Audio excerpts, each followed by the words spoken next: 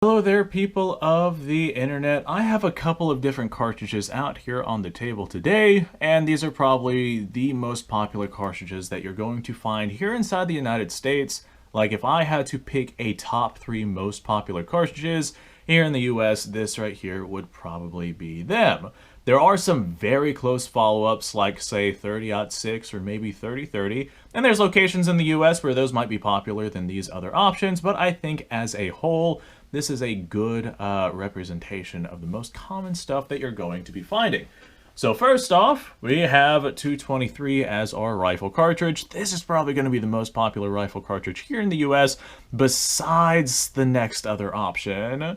This right here is 308/762 NATO. We're going to be using them interchangeably, although they're technically not the same cartridge. I'll save that argument for another video. Just for the sake of simplicity, we will include them in the same argument. So 308/762 NATO, that is probably going to be your most common full-powered cartridge here in the US. 223 is going to be your most common intermediate cartridge, and 9mm is going to be your most popular handgun cartridge. This particular stuff is 9mm NATO, which is surplus 9mm. It's a 124 grain bullet, and it should be traveling at about 1,200 feet per second or so from an appropriate length barrel. So the reason why I have this surplus out here is one of the arguments to why this stuff is so popular. So what all these cartridges have in common is they are currently the cartridges that are in military service right now in the United States. And whenever we're talking about popularity of cartridges, we are going to be talking about the United States. There are other places in the world where, of course, these cartridges will be a lot less common. So, 762 NATO/308, this stuff is what the US is currently using as its full power cartridge. 223/556, this right here is also what the US is using. Its main fighting rifles, M16, M4, etc., all the spin-offs of that, etc., etc. And 9mm is what's the most common handguns that the United States military is using.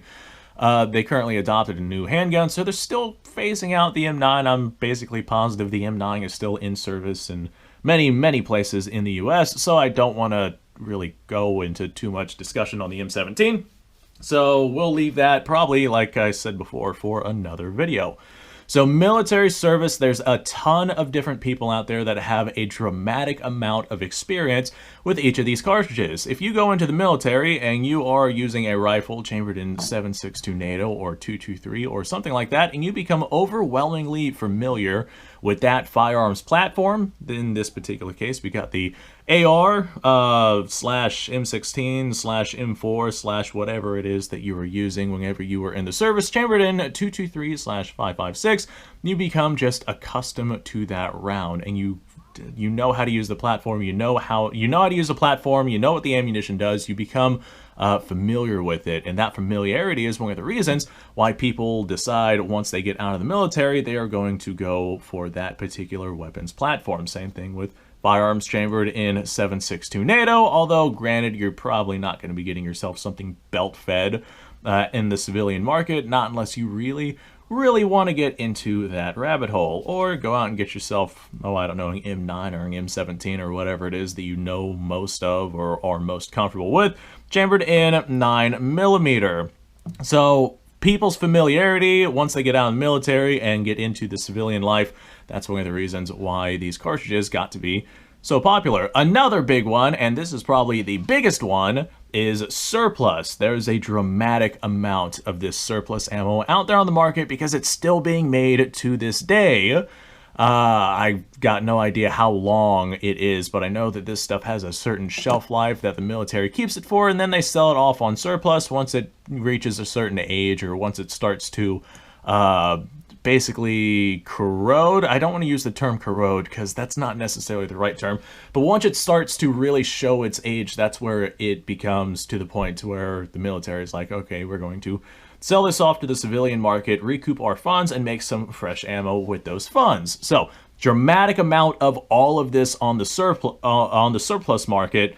here inside the United States. You can go out, you can get surplus 9mm, surplus 223. In this particular case, I got some M855, which is most effective from a full-length 20 to 24-inch barrel, though they are still quite effective from a 16-inch barrel. And I got some 7.62 NATO. This particular stuff is a little bit more aged than the other stuff that I have around here, but it is still surplus 7.62 NATO. So on top of the surplus market, a lot of it has to do with the firearms that these cartridges are being fired from. These right here are, like, as of where we stand right now, the most common, effective, innovative rounds that have a good pro-con ratio whenever it comes to the argument of what they do, what they don't do, and what they have to bring to the table. 9mm, we have made massive advances in both projectile development and powder development, and 9mm can be overwhelmingly effective, especially with the right projectiles and with the right powder charge. 223/556, a lot of arguments for these can be made, and a lot of them have to do with the barrel lengths that these are fired out of. I know that a lot of your civilian barrels, they're 14.5-inch barrels with a pinned and welded flash hider on it to bring it out to a 16-inch technical barrel, but it's a 14.5. And those shorter barrels are just not what the 223/556 cartridge was designed around. There is the M855A1 that the military is currently using, which seems to work really, really well out of those shorter barrels, but that's kind of a hard round to find, and whenever you do find it, it is expensive. There's a reason why that is not all that popular on the market right now. So right now, people more or less lean towards 55 grain lead core or 62 grain green tip like what I have right here, just because of popularity. And then 7.62 NATO /308. I don't think I really got to say anything about that. That right there, if we're talking the 7.62 NATO loading, that's a 147 grain bullet traveling at about 2,800 or so feet per second. All of these are overwhelmingly effective for what it is that they are.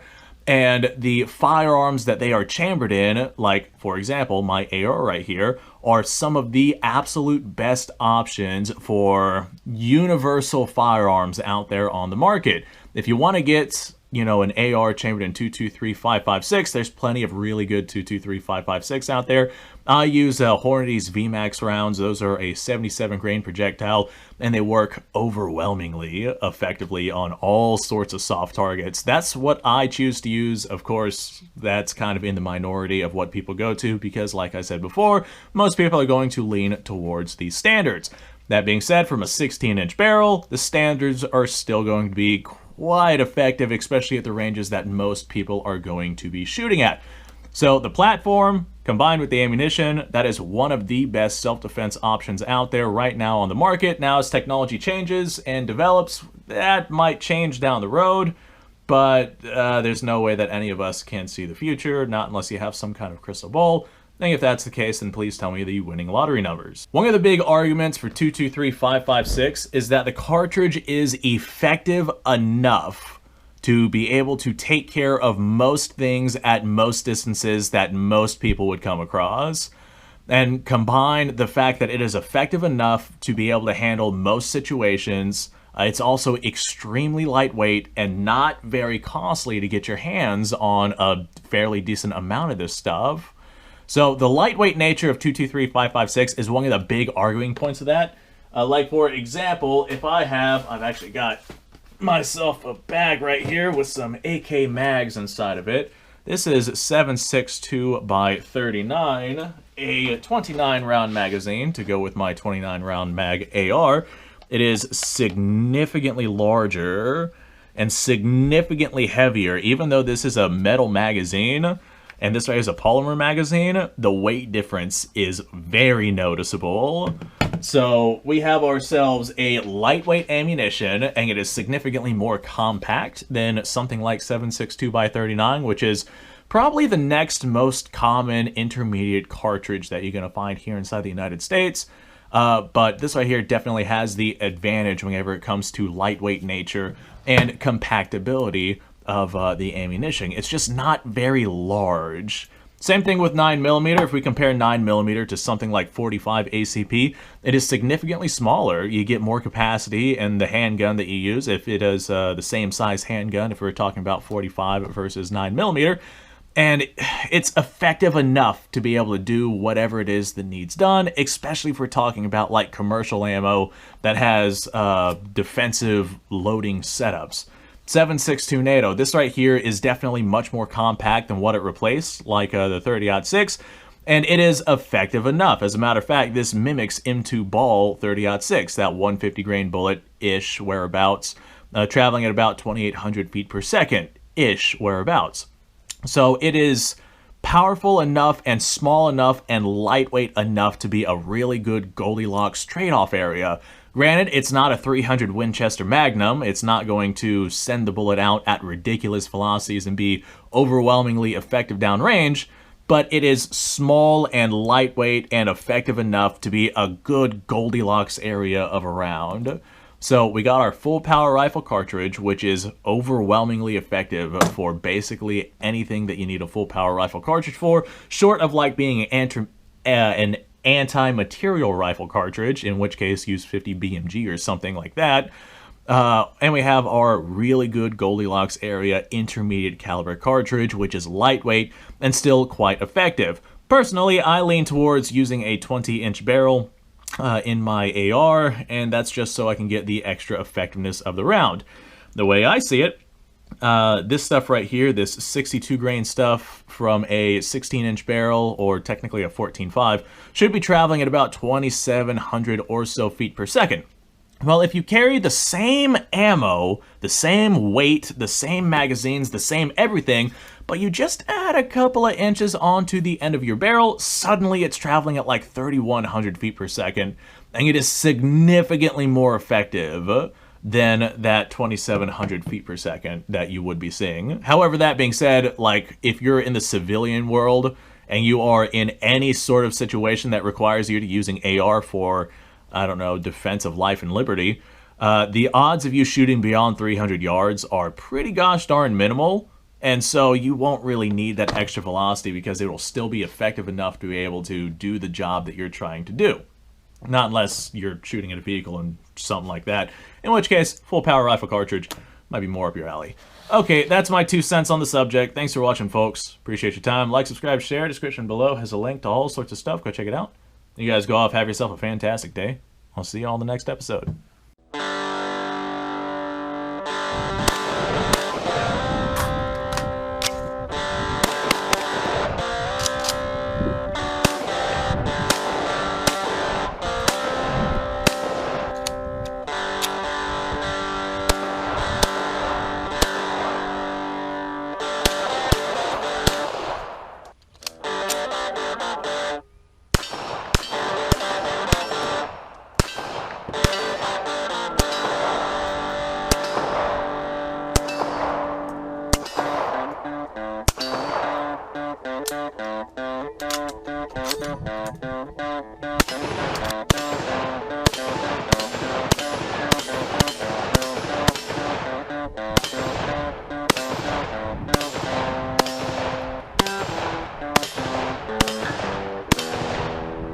Been a little while since I've done this.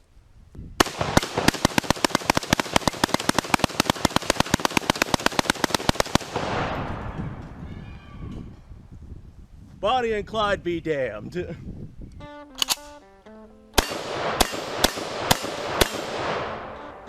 Poor man's Garrett.